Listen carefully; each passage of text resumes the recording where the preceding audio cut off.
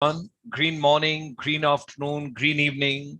Hearty welcome to all our brothers and sisters across the world, in different countries, in different continents, in different time zones, wherever you are. We extend you a very warm welcome.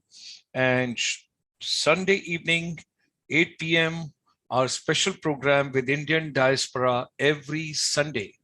And today is a very important day, ladies and gentlemen. 4th of July is America's Independence Day. So it's early morning in America, and we extend a very warm welcome to all the non-resident Indians, Indian diaspora, and others. Those are joining from there. And at the same time, we also extend a very warm welcome to everybody from different parts of the world, and very especially our Indians. So today, there's a very important topic we have got: education, analytics, and overview. And our distinguished guest, our advisor in United States for our chamber, Professor Vivek Shankar Natarajanji, Professor of Marketing, Lamar University, Texas, USA. He's going to be sharing his vision with us. What exactly is education analytics, and how do we proceed further on that? And today is 1029th webinar. We have already touched, you can imagine that our chamber might be world over is the first chamber.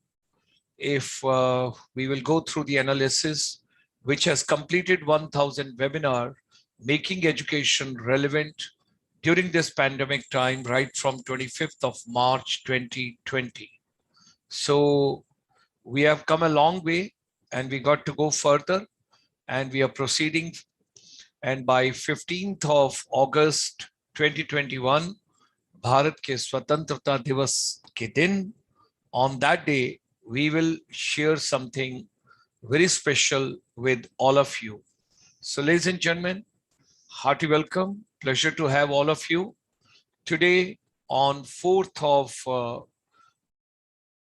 July, let's meet all our brothers and sisters across the world. Indian diaspora in different countries, in different continents, in different time zones, wherever they are, we extend them a very, very warm welcome. And this evening, we got to give a special reward to Sakshi ma'am, because she is the first to join, first to log in. So ladies and gentlemen, 1000 rupees award today goes to Sakshi ma'am for joining and for being first, because today is America's Independence Day.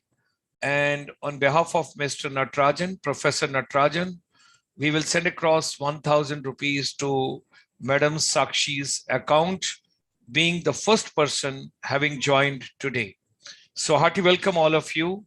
It's a pleasure to have, right, Sakshi, then Vimal, then Julie Subba ma'am. We missed you whole day today. You could not join for other programs. And then, of course, Vimal, and pleasant surprise, I have got Arun Nijavanji from Ambala. Great hearty welcome to you as well. Wonderful to have you. And Arun Nijavanji and me, we have got a lot of synergy over the years. He's a wonderful person. Thank you very much for joining us. So let's proceed and welcome to America. America's Independence Day, 4th of July. All of us, we celebrate and we enjoy America's Independence Day, 4th of July today. So to all fellow Americans, and particularly all our brothers and sisters in America, we extend you our best greetings, wonderful greetings. And we all understand that during the COVID, on 25th of March 2020, when complete lockdown was announced, we had to combat COVID-19, which has basically made severe impact on the entire education ecosystem. Our doctors, nurses, paramedical people, all the time we appreciate, we recognize them, and we always feel great efforts of our doctors, nurses, and paramedical people. But at the same time, Please appreciate our teachers, our educators, and everybody who's ever in the education ecosystem. They are also great warriors. They have done great job. They have done wonderful job, all of them together, and they're wonderful people. So, ladies and gentlemen, we moved on from 25th of March 2020 onward. And as per the UNESCO, if you see the statistics, 65 million teachers were affected in almost 170 countries, and a total of 1.65 billion learners. That means the students around the world, they were not able to go to their school, colleges, universities.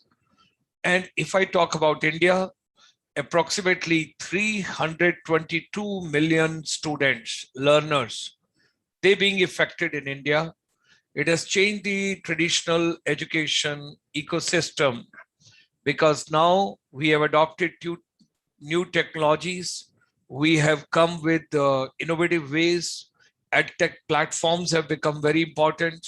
There's a flipped learning, there's a digital learning, there's a blended learning, there's outside classroom learning.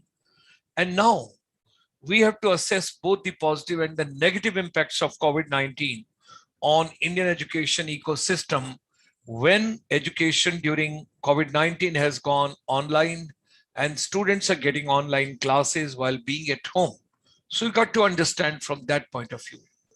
Now, let's talk about the direct impact of COVID-19 on education sector. When we talk about the complete lockdown on 25th of March 2020, analytics engineers sprang into action, building a platform that teachers could use to learn about their new students in the next academic session. However, we all faced the second wave that was most and more disastrous. And now also it's completely uncertain what's going to be the future. And no one knows completely.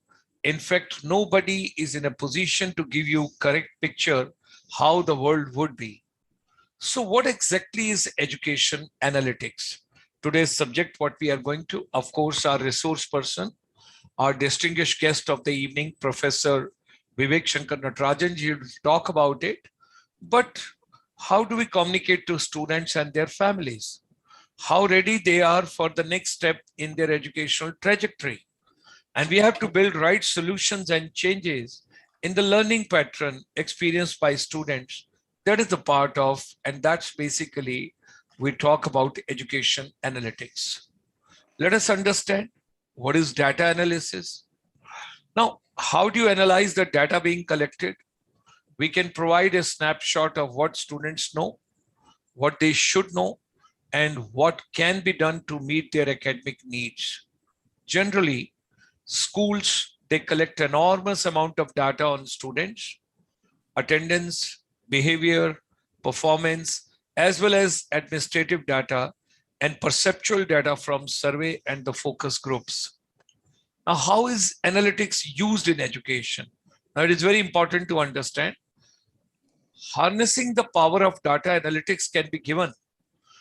It can give education providers a great insight to understand the factors that affect basically students' performance.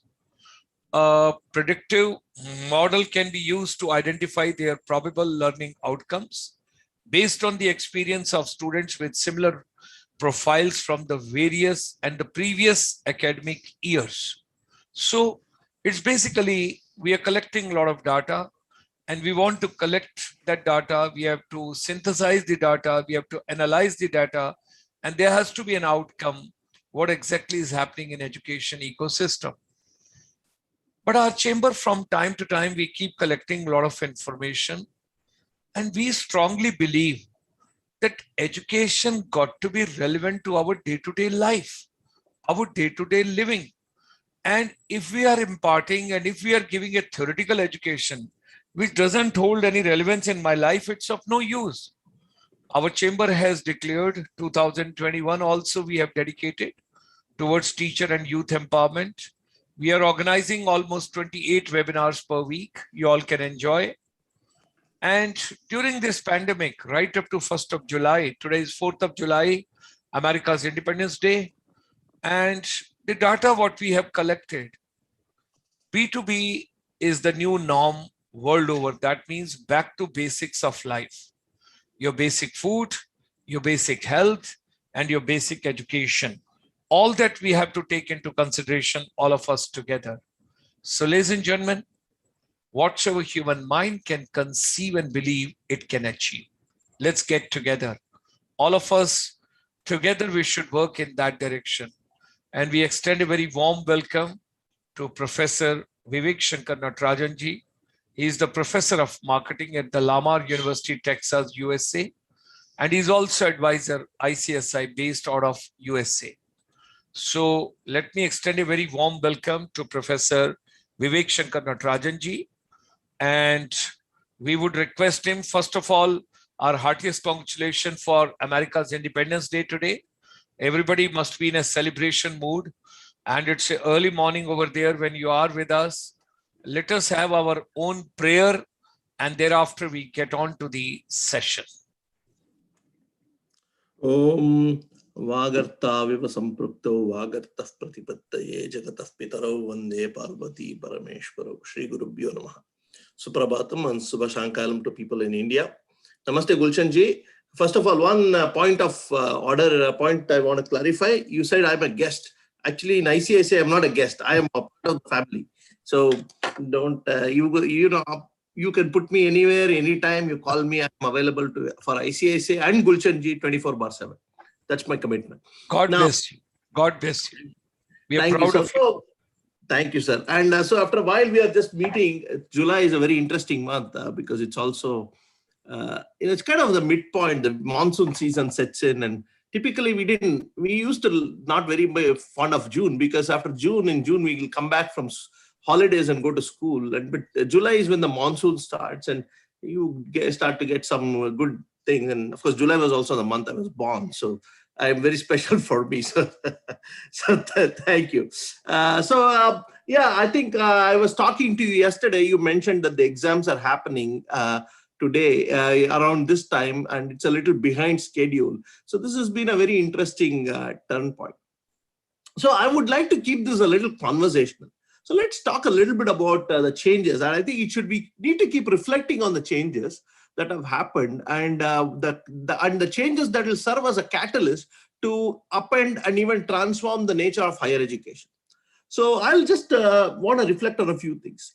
Nationwide, I can't speak fully for India, but even in India, I think this is general observation. This observation will hold true. But at least in the US, I can tell you one thing. A biggest challenge for students is multifold. And once you identify the challenges, and once we identify the catalysts that may come out of this, of what has happened because of this this COVID, then we might be able to make some observations about how those changes will affect, and then how the analytics will play in a part.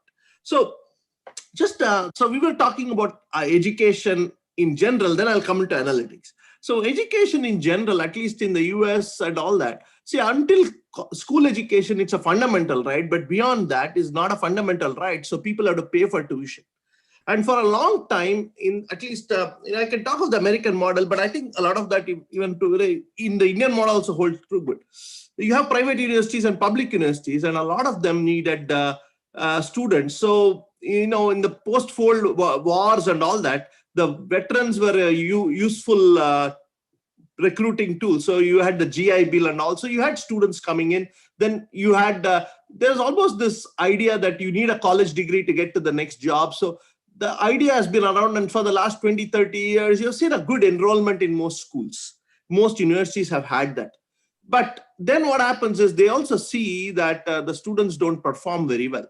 So there is also the issue of, can students graduate on time? So we have the twofold problem. We have the recruitment problem, or what we call a student recruitment problem, because you remember, once you build a certain fixed capacity as a university, and university has a lot of challenges. It's not easy to hire and fire in a university system like private universities. So you need capacity. Once you have capacity, you have fixed cost, you need to have a certain amount of enrollment. So one is the enrollment challenge. The other one is what's called as the retention challenge.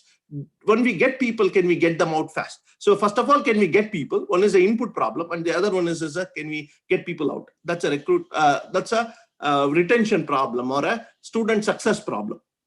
Because remember, students don't have a good grasp of math or English. They struggle through college. And so what may take 4 years, they take 8 years. And that happens is they crowd out the system.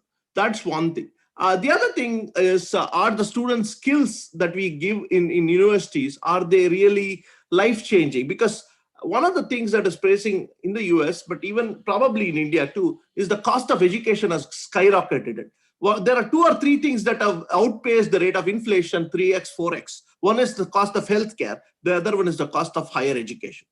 So people even say the next default, the loan crisis that may happen is student loans. I'm talking of US because I know even here I've told all my students, it's not a given that they have their parents pay for, because this is a very different model. And I want to give you this context before we understand why analytics will start to matter. So in the US, what happens is most students have come in and their first 2 years are kind of common. Think of it like a sandwich. The bread is the same. The next 2 years, the second 2 years, the first 2 years are called the freshman and sophomore. They will have basic courses like history and English and all that kind of stuff, very vanilla stuff. The second 2 years, called as the junior and senior years, is really where you take your core courses. So if you're business, you will take a bunch of management marketing. Then if you go into finance, you'll take a lot of finance courses. So that's how majors are about. Now, the question is, are all majors giving good jobs? Are they giving good job skills? Now, why does this matter? You can argue that the university is all about higher education, is all about esoteric learning and critical thinking. But remember, in the last 20 years, 30 years, the funding for university systems have come down big time. So they are relying more on tuition. And now students are asking this question, hey, I'm paying this much dollars. Am I even getting some value out of it? And and then there's also the question of even the regulators, even the governments, even the congressmen and the legislators are paying attention to, hey, what are you guys teaching? Why is the cost of education so high? So all of these are placing these huge problems. So 3 things, enrollment challenges exist. And in fact, they are saying the next 5 years, you'll say some more enrollment challenges because we've had the generation, the fertility rate is going down. We don't have enough kids to go to. So, okay, then what do? Let's go after the new non-traditional learners. People who are 40 plus, don't have a college degree, let's get them. Then once you get them, how do you recruit? How do you make sure they get through fast? It's like a hotel, right? You want customers, but you don't want to stay them forever because then they crowd out tables.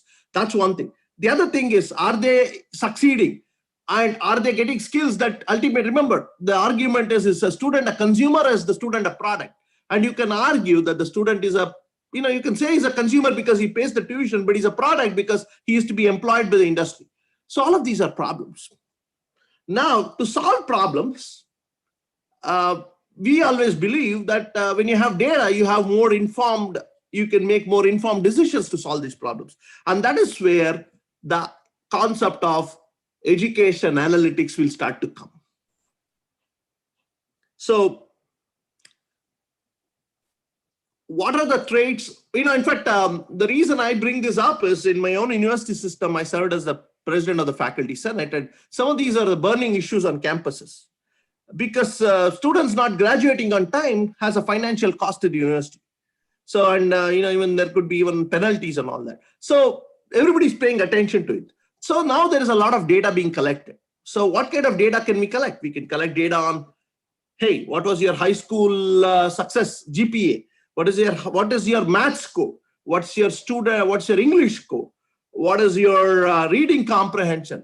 It could be a bunch of factors. And what are these factors? How do they affect student success?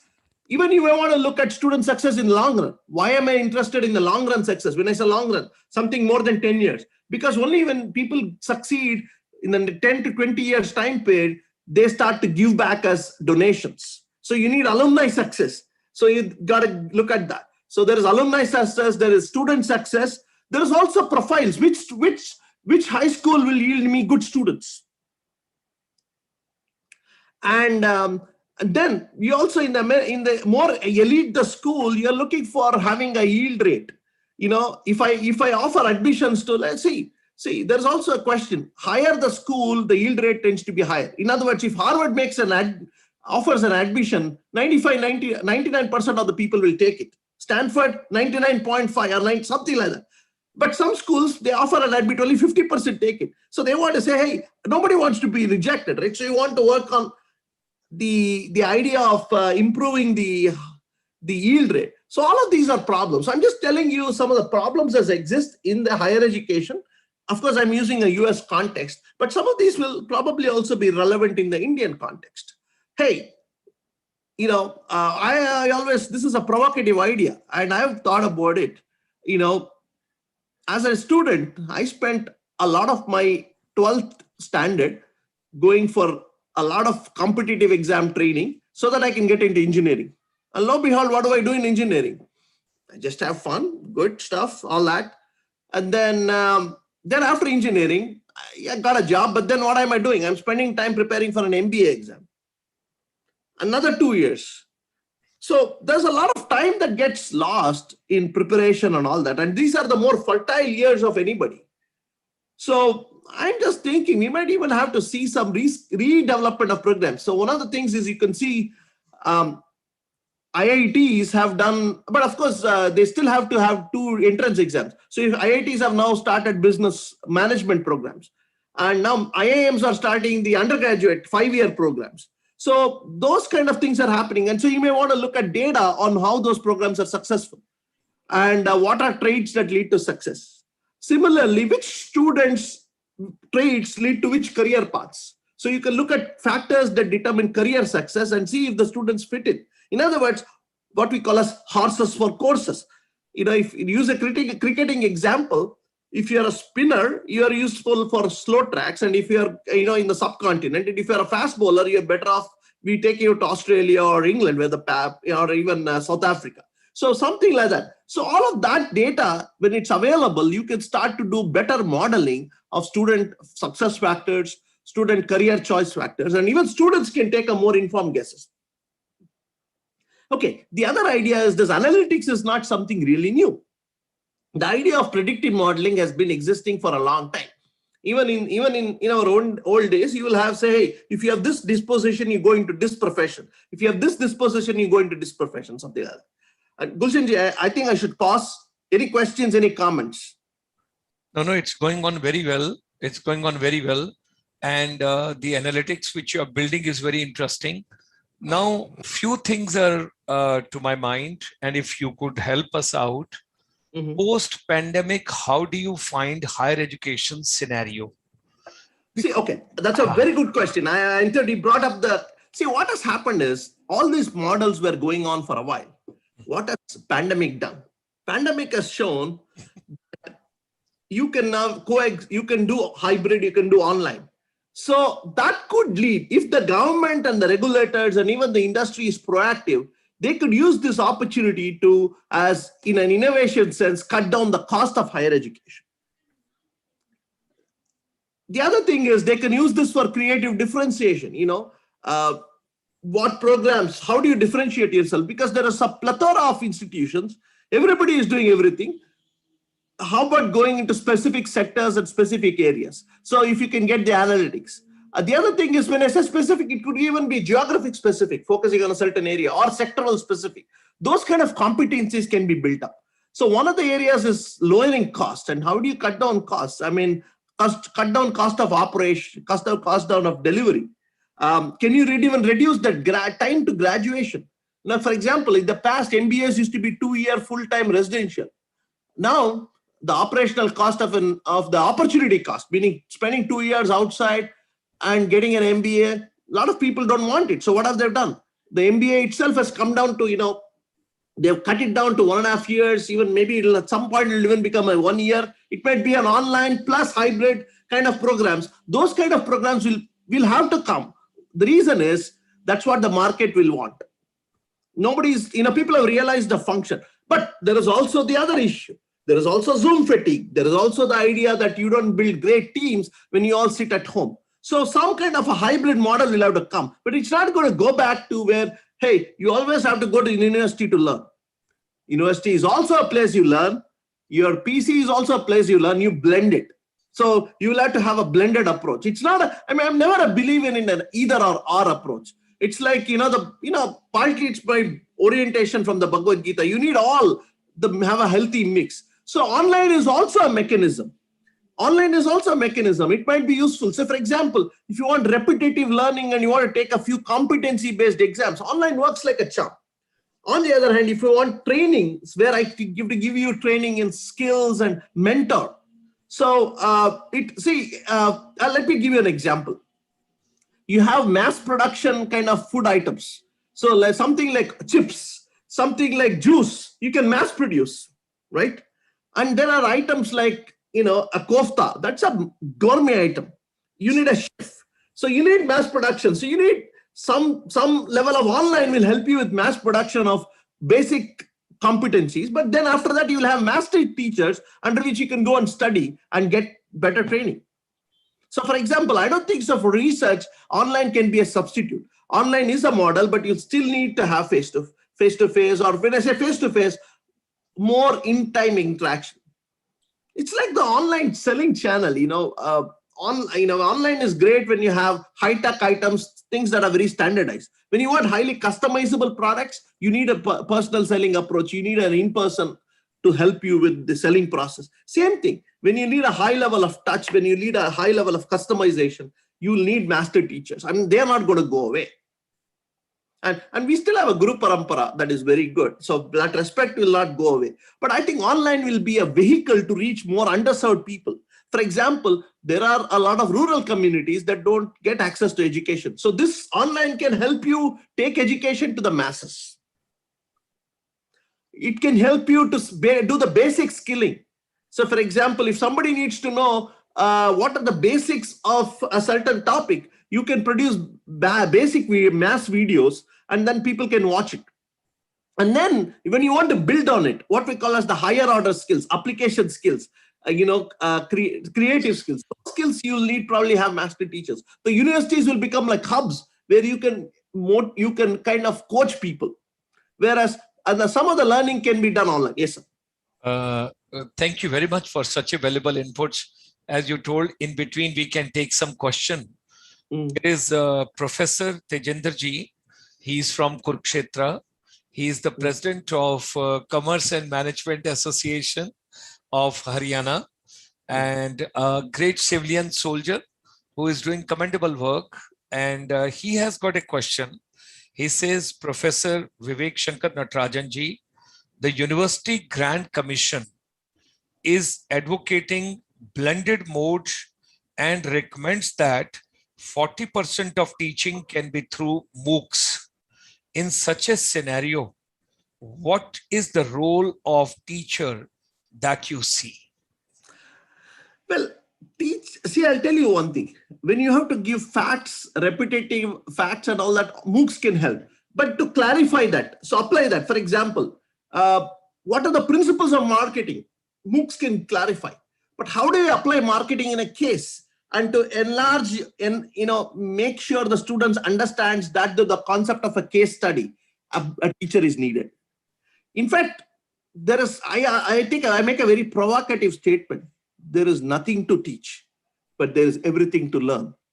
And a good teacher is the one who triggers the learning. So MOOCs cannot trigger that learning, but the teacher can trigger. Okay. The problem is today, it is not the lack of knowledge. There is a lot of knowledge. There is a lot of information, but you need that person who can catalyze and who can make you think. And that is what the teacher does. Okay. I'm putting little scenario before you, and then you can help us out to build a model. And we both are on the same frequency, but we just want to make a model. Let's take on that before pandemic, everything was hidden under a lid. Nobody knows who was teaching what. Nobody knows who was learning what exactly was being taught, which way it was being taught, and how much it was taught, how much relevant was being taught. Okay, that is one scenario. Coming to second, lid has been lifted, steam has gone off. There were many people, those were working hard earlier, but they were not getting recognition. They were not being recognized because the sycophants were all around the top bosses. And the things were moving that way. Now, when everything is becoming digital, everything is becoming transparent, the people, those are working hard. Those are really coming out with something innovative, creative, vibrant. I think the time has come, they will get a push. Now I've got second challenge over here. And I would like to put it in a very polite way. Most of the economies world over survive on the money which is being spent by students. Those go for so-called higher education, better exposure abroad. Yeah. Now, there are two categories of students there also. One is serious students. Those are really interested to study. And there's a second category of students. Their main aim is how to get a PR. They're just going for the PR. They're spending that money. They say investment A vis-a-vis output B, because that is relevant for which I'm going. Yeah. Coming to third scenario, the natives. A lot of people in America, the young generation, they have taken a lot of loans and lot of money from various banks. We carried out a study in one of the webinar on that. That amount is huge. Yes. And if there is a lockdown, and if there is a third wave, and if the things don't get open up, the last year is completely gone. And if this year also goes, imagine the scenario, because universities were thriving and surviving basically on the money which was either being paid by the locals from a particular country and the children coming from outside. Now, if the education is not happening, first of all, the positive part of the online is most important part, that education is now transparent. Education is totally transparent. The parent sitting next to child also on the computer knows what is being taught, which way it is being taught, whether it holds a relevance or not. ये मेरे बच्चे को job मिलेगा कि नहीं मिलेगा, या वैसे ही पढ़ाए जा रहे हैं क्योंकि एग्जाम लेना है. एक और चीज है, I do not know where was the necessity to have 12th standard in India. एक हायर सेकेंडरी हुआ करती थी 11th class तक, and children, those were doing 11th standard, and they were scoring the marks over there. They were getting into higher education and all, and they were also getting very good jobs. Now the total scenario is changing so fast.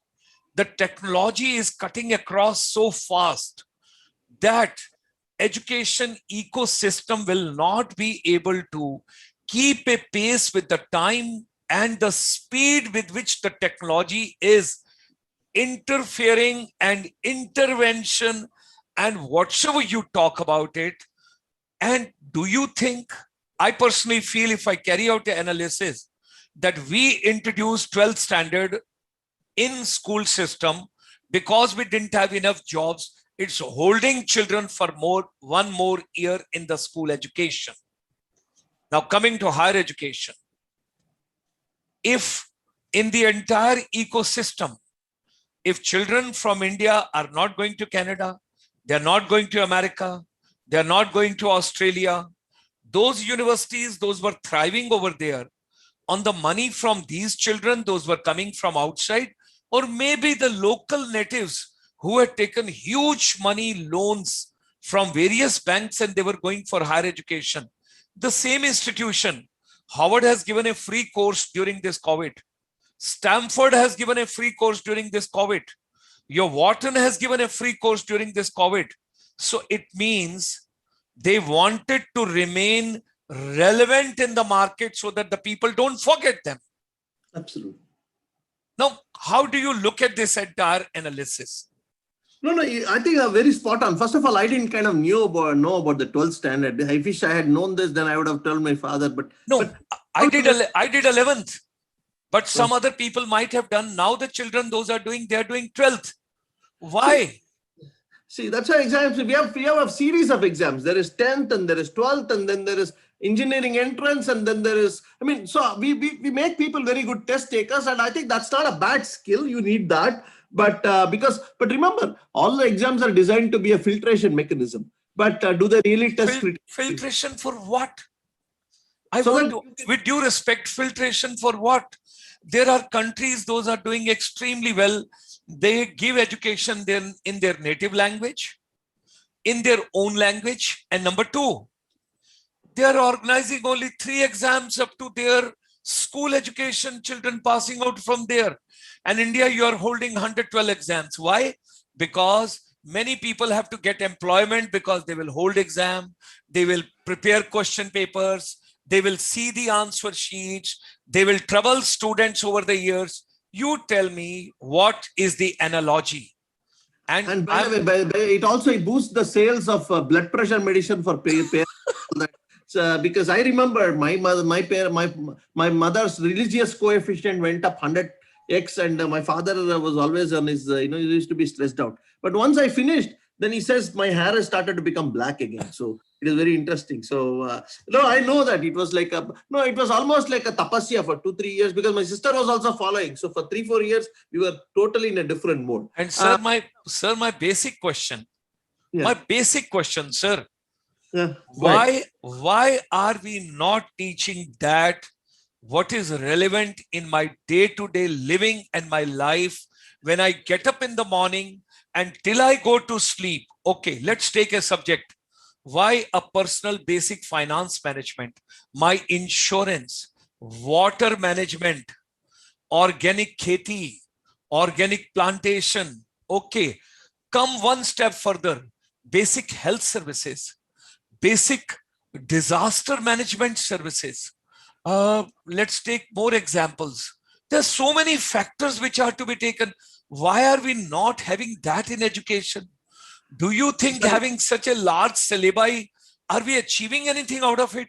Because nobody wants to take trouble. Nobody wants to take it trouble. वो बोलता है आज का दिन निकल गया, एक दिन मेरा और निकल गया, थैंक गॉड, मैंने तो 3 साल का पोस्टिंग के बाद यहां से चले जाना है किसी दूसरा स्कूल में. Who will bell the cat? Who will make the big ring? In fact, Dr. Sharma, you're very spot on there. No, I mean, I've seen, for example, no, that is something I see in the American school system. I'm not going to say the grass is always greener on the other side. There are challenges in every school system, but over here I've seen the American school system. Students go through debate and elocution competition, and they also do robotics in school and that kind of stuff. Again, these are great ideas. I think at the same time, I'm also a fan of the Germany vocational training system, because I'll tell you one thing. In February, you'll be aware, in Texas, we had a snowstorm. And suddenly what happened? We could not find plumbers because of the snowstorm. A lot of people lost pipes. The pipes burst. There's not enough plumbers. So people are on the road. So, what is the use of having so many people with analytics degrees, but not enough plumbers? So the point is, we have put a lot of glamour on white collar jobs, which is not bad, but they are all no why guide of jobs. Not many people have know how to do things. That know is not there. Wo to know hai. Know-how is know-how. Nobody knows. No is no ke badla no ho gaya. So we need to create now. We have to, now meaning new. We need to get new people who can do with their hands. So, we need people who are kaikam karma, meaning people who can work with hands. Just manasikam karma doesn't always work, because we have Icha Shakti, but we also need Kriya Shakti. And that, I think, is important. Now, I'll tell you one thing. As an engineer, I had a great aspect. Some of the courses were very practical. But what really helped me when I came to the business school was, it was more practical. It was grounded in appreciation of industry. So I think some of this will also have to come from the industry. But you can't just always depend on the industry, because today they will say C, tomorrow it's C++. And remember, the product, one thing, Moore's law and all that, they say, the only thing that is constant is change. So what is the point in learning something that's going to be outdated in 6 months? Then you have to understand the principle. So that's where I think some of the theories make sense, because it helps you understand the overlying principles. I'm not going to say throw away all theories, but the mix. It's, again, I always believe the balance, going back to Bhagavad Gita, the balance is what we need to fix something. I'm not going to say throw this away. Balance. And the proportion of balance will be dependent on the the career path the student chooses. You want to be in a more fast track career and you want to start working early on, why don't you take more know how, less know why? But if you want to really go for a more in-depth physicist kind of a career, you will focus more on know why rather than know how. And that relative proportion will change. And that's where you can have very much the whole mix can be customized for various students. That's where analytics can play a role. You can look at your own career disposition, you can look at the skills that the market needs, and you can look at what the things are, and then you can create. So anytime you have analytics, you can do customization. I just kind of come back to the thing. But sir, you're right. Some of these changes will have to come through at the more policy level. But I think it's good. These platforms are the places where we can highlight these issues.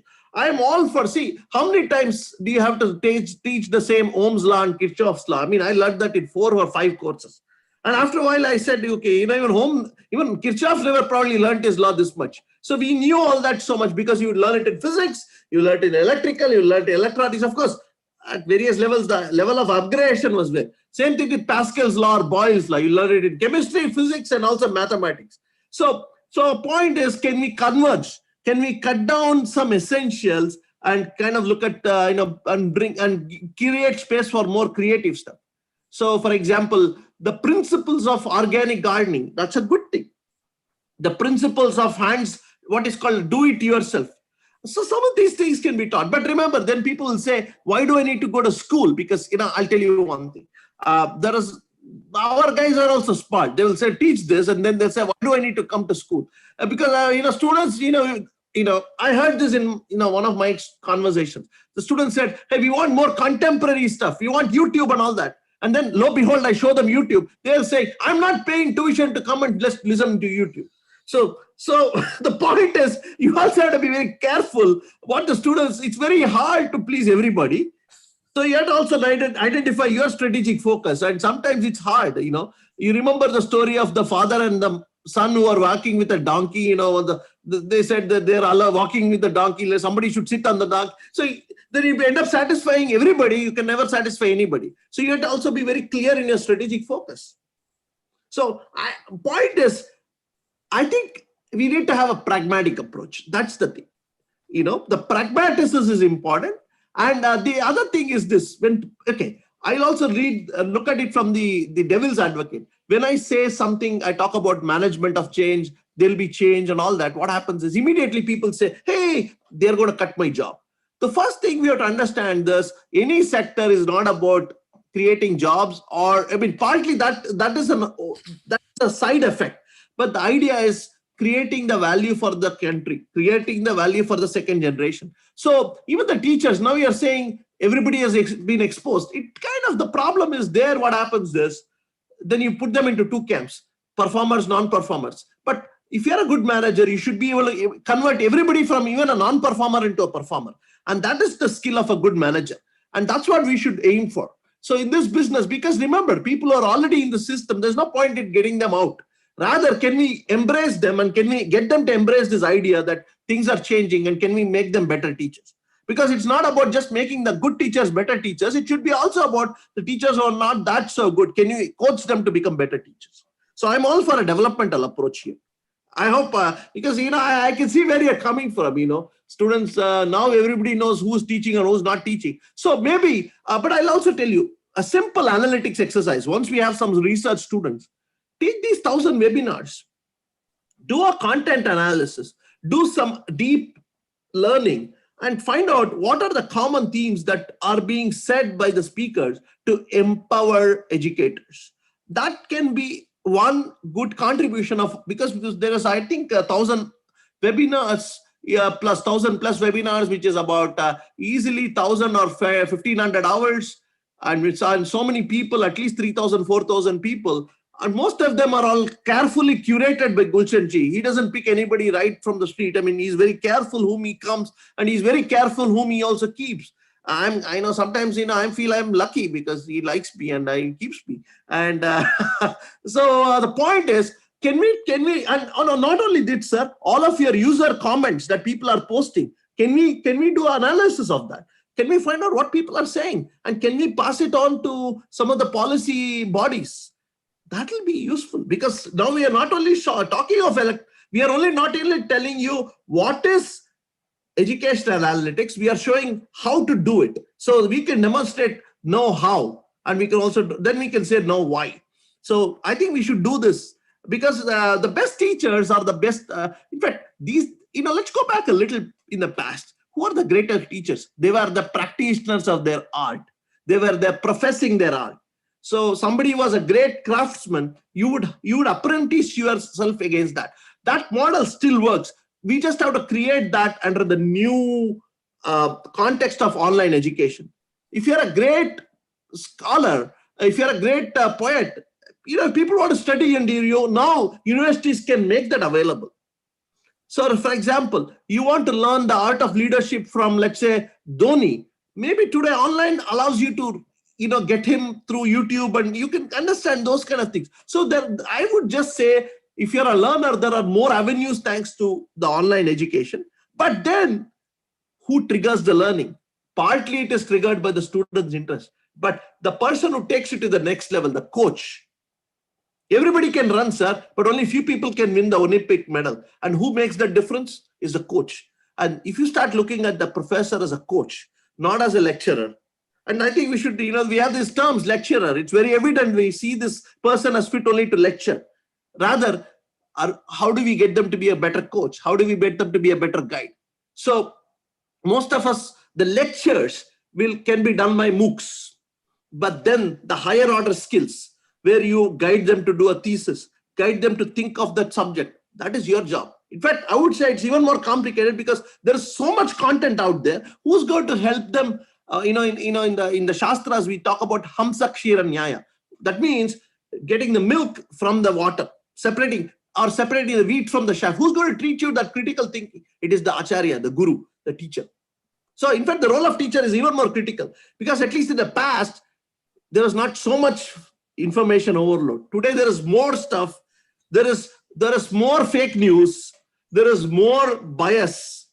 So somebody has to teach them how to filter them out, right? And that mechanism will be given only by teaching. So I think teaching will not go away. I think the institution of teaching and even universities will not go away. They just have to reposition themselves. तो जब तक गाड़ी road सड़क ठीक रहता है, आप cruise control पे जा सकते हैं. अब जब मुड़ जाता है तो आपको यू टर्न हेयरपिन बेंड लेना पड़ेगा. I think this is a hairpin bend. But as they say, the joy is not in the destination, the joy is in the road. So if you're a musafir if you're a musafir and if you're a teacher, you're going to enjoy it. It's a great thing. And I think if we can convince more teachers to enjoy this, embrace this, we can use this a way to, but I'm also all about cutting costs, because our parampara is never to put you into debt. There is Guru Dakshina, but Guru Dakshina is given after you achieve something. Guru will not say, tu kangal, Guru tumko kangal nahi banayega. Only when you are really having something. On the other thing, he will ask you stuff that you are capable of getting. See, Dronacharya asked Arjun to defeat Drupada because he knew he had the capability. ऐसा नहीं कि हर एक को बोल देगा ना. तुम्हारा औकात पता होगा गुरु को. In fact, the gurus had those analytics in them. They knew what each teach. That's why if you look at Dronacharya, he's teaching everybody differently. He's teaching Arjun archery, he's teaching Bhim Gadan. So so profiling, that's exactly what analytics is all about. But instead of now they have 5 students, now you have 5 million students. So you need the computer to do the analysis. But to process that analysis and give out good solution, who's going to do that? That is the Dronacharya, that is the teacher. So everything should empower the educator, sir. Wonderful. You are saying the computer will become Dronacharya? Nahi hoga. वो तो बिल्कुल नहीं होगा. When we take a theme of our webinar series, right from the beginning, making education relevant. That is the theme what we have got. Now something very interesting comes to my mind. Why don't we teach in our education ecosystem, particularly in the higher education, geopolitical condition of your country and Every child should know where your country is, who are your neighbors, what are they doing, what is going on, what is the geopolitical system prevailing, how you can survive better, how you can perform better, how you can contribute better.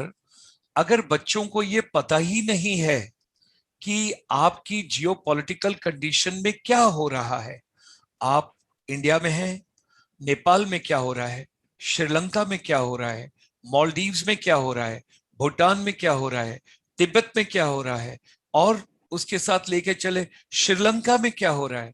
If you do not know that, and secondly which particular neighbor, which way is changing the tactics and everything, it's called the geopolitics, geopolitical scenario.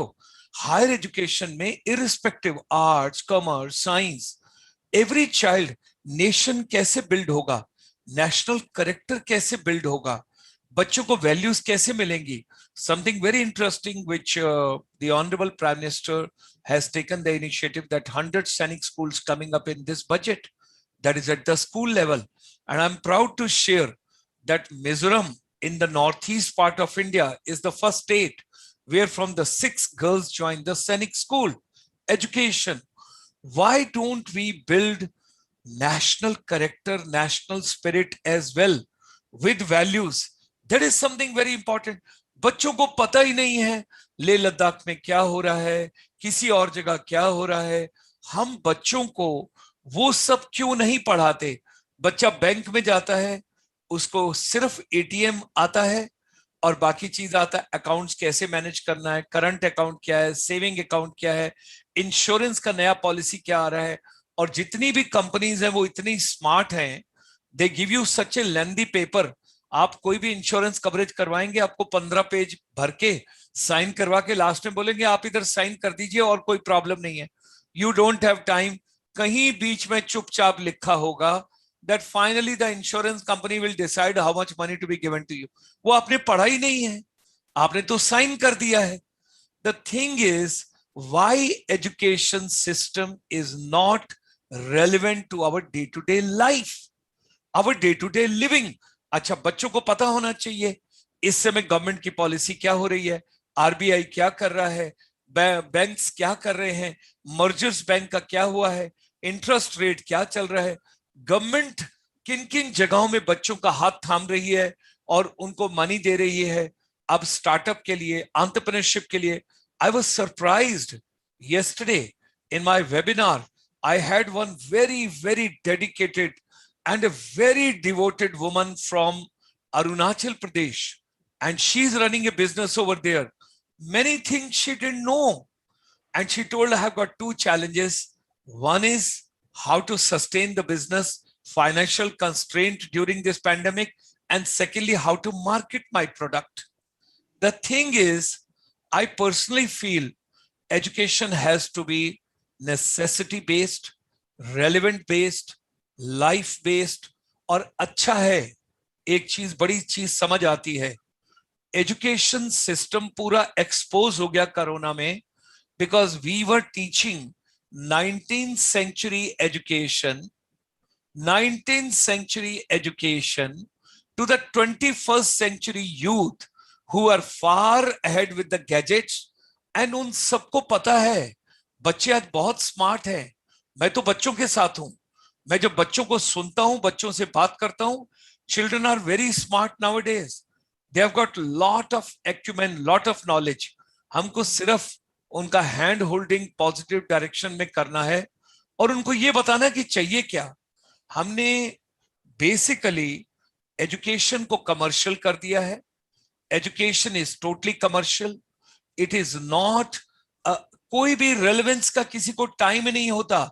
Had the corona not shaken up this entire system, the new education policy 2020 has not been pushed on 29th of July 2020 in the thick of the pandemic. And number 2, all the edtech platforms, all the technology which has been adopted, can you imagine? It is a leapfrog strategy that we have gone 10 years ahead. जो भारत में अगले 10 साल के बाद होना था वो अभी आ गया. So thereby I personally feel Instead of taking obsolete and obsolescent education from so-called traditional way of teaching and traditional way of imparting, I think we got to keep pace with the time, because technology is going to play a very important role for all of us. और जो आपका analytic का approach है वो बिल्कुल right direction में है. Unless we do not have the analytical approach, we collect the data, we carry out analysis, and we have an outcome of that. कि भाई हो क्या रहा है, what exactly is happening, कर क्या रहे हो मेरे साथ. बच्चों को पता ही नहीं है किस कंट्री में कितने एग्जाम होते हैं, और आप ट्रेडिशनल वे में बच्चों के इतने एग्जाम कराए जा रहे हैं. और दूसरा, आज से 30 साल पहले पेरेंट्स को शर्म आती थी कि हमारा बच्चा ट्यूशन लेता है या कोचिंग लेता है. Today parents feel proud and they से देखो तुम कोचिंग के लिए वहां चले जाओ और उस जगह पे जाके कोचिंग ले लो, जितने मर्जी पैसे खर्च हो जाएं कोई प्रॉब्लम नहीं है, लेकिन तुम्हारे 99% मार्क्स आने चाहिए. अरे ये फियर बच्चों के दिमाग से साइकी का निकाल दो. Why don't we increase the seats? Where is the problem? If you have got a huge population, instead of making your population a problem, you make that population as asset, and that can be turned into asset. I think it's a very innovative step by the Honorable Prime Minister, separate ministry, which is there for the skill development and entrepreneurship. Where are the jobs in future? We got to be more realistic with children. And technology is going to become so simple. The day is going to come कि ये नहीं है कि आप electrical और क्या बोलते हैं इलेक्ट्रॉनिक इंजीनियर या कंप्यूटर इंजीनियर होंगे तभी आप कर पाएंगे.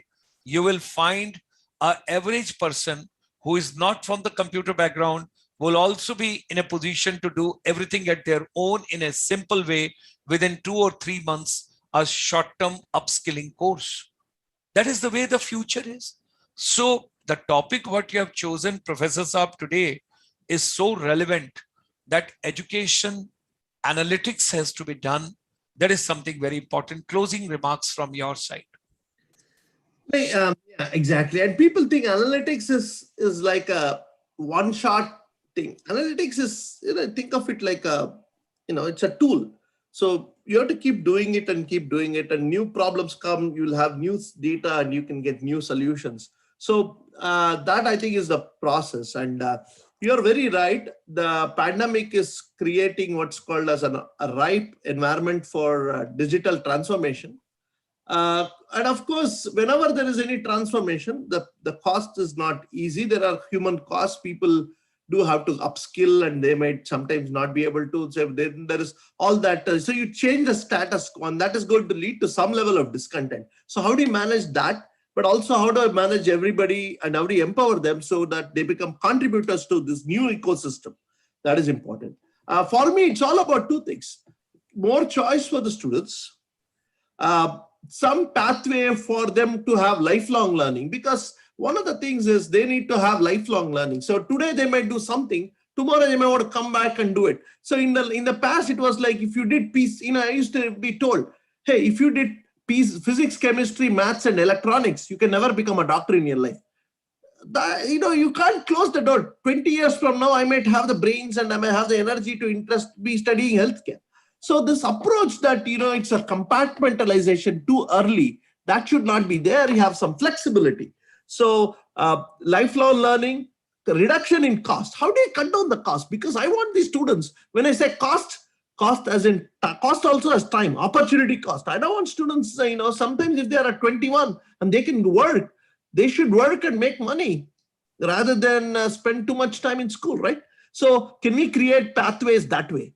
The other thing is pathways for multiple learning styles. So some people learn one way, some people, and even native language learning. Native language. Why are we shying away from native language learning? So there must be smart people who can understand Artha Shastra in Hindi. Why can't we teach it? Or Tamil, or Kannada, or Telugu. So native language for certain skill sets is important. I think we have taught them hard skills, quantitative skills, there are soft skills, but life skills. You're right, life skills are important. But then people will say, you know what, why do I need to pay to go and learn life skills? I can get it from YouTube. So we also have to be very careful how much we can do this. But so how do you reduce the cost of the time to graduate? How do you reduce the cost to graduate? And also how do you create skills? That's important. But by and large, you also have to produce very patriotic citizens. So all of these things are definitely needed. And hopefully with the transformation that happens in higher education in India, we can hope to see it. Sharmaji, it's always a pleasure to talk to you. I wish once in a while we can just, the two of us can chat. It's a very freewheeling. I like it. We can talk about these. Sometimes, it's also good because for most part, I'm always a spectator. But today I was happy to be more of a contributor. But I'm going to be teaching this new course in analytics. So once in a while, I'll share my own gyan. So we can talk a little bit about research methods. Also, I'll be happy to share some insights to students. So, for a long time, I've just been on the sidelines. But in the next 2 weeks, we are also planning something for the Youth Skills Day. So a lot of good things happening. Guru Purnima coming up. So a lot of good things coming up in the air. So next week, we will think of some new format. Gulshanji, it's always a pleasure to chat with you. You're the, what we call a Sahasra Purush. You have created Sahasra webinars, right? They call it Sahasra Bahu. But you are now the Sahasra webinar, or you are Sahasra Babu now. You created Sahasra webinars. So, with that, let us be in touch. Thank you so much. And again, audience, I've been watching your very generous and insightful comments. Thank you for your wonderful sentiments. I know some of you I know personally, some of you I don't. But again, we are all part of the ICSA family. Thank you very much. Om Shanti, Shanti, Shanti. Thank you. Thank you very much. It was indeed a great pleasure. Thanks a lot. Our deepest gratitudes and thanks to you, Professor Vivek Shankar Natarajanji. To all our viewers, I would like to tell tomorrow, there's going to be a very important session at 8 p.m. for you. There's a colonel who has been specially trained on confidence building exercises. Tomorrow you will have army tactics. How do they build confidence in you? And all youth, the topic is tomorrow, confidence building in our youth. Tomorrow evening at 8 p.m. Look forward to meeting all of you. Tomorrow we take on that session. So once again, Professor Vivek Shankar Natarajanji, happy American Independence Day today and all the best wishes for your entire day. Thank you.